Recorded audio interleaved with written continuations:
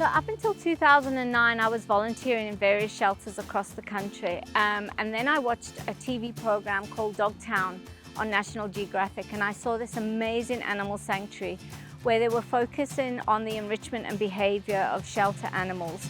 And the results they were having were incredible. And I saw in the shelters I was volunteering in that those needs weren't being met. So I traveled to the animal sanctuary, Best Friends Animal Sanctuary in Utah, and I took part in a course which was how to start and run an animal sanctuary. So what happened is, one Christmas, a lot of shelters use private boarding kennels, and then at Christmas time their dogs have to be out of the shelter for them to be able to make their money. And during that time I helped one of the shelters. I built 10 enclosures to take 10 of their dogs to care for them over the Christmas period.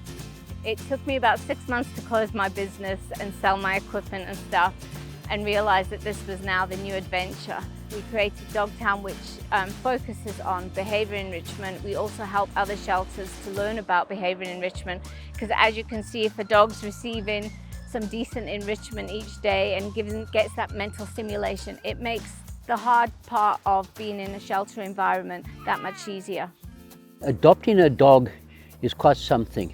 Let the dog settle in. They normally take about 3 days just to get itself settled a little bit, 3 weeks to get into a routine, and sometimes up to 3 months to actually feel satisfied in the house. But the things to do is not overcrowd the dog. Let the dog have a bit of space. Let him go and sniff outside. You don't have to follow him and chase him around.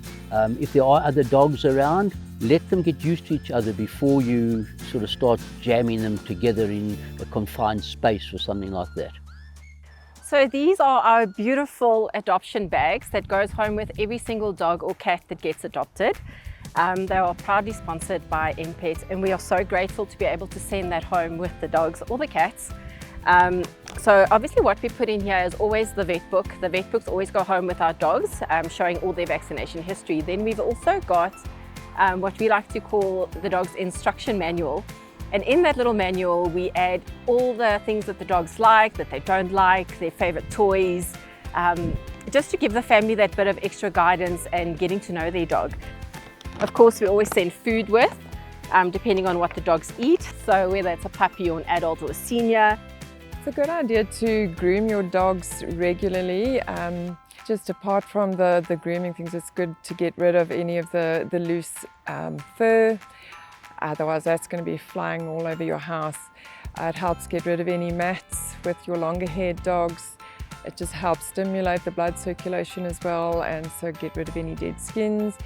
You can also then pick up if there's any parasites on your dog, ticks, fleas, etc., or if there's any burrs or blackjacks that are stuck in there or perhaps lodged in the skin.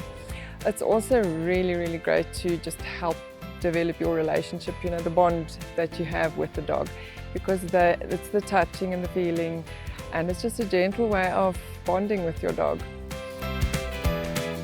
So if you actually can't adopt a dog, you can even offer to foster a dog for a short period of time to give us that breathing space before they go into a home environment. You can come and volunteer. We have 100 dogs here in the shelter that need daily walks. We are always in need of volunteers to come and help us to keep the areas clean, and to give the dogs that extra exposure to more people. And there are various ways you can donate. You can either donate food, you can donate time, like I said. You can also sponsor a specific dog and follow that dog's journey. You can donate towards our vet bills, or you can just donate in general. It's a lot of money to take care of 100 dogs, and we are really in need of those funds.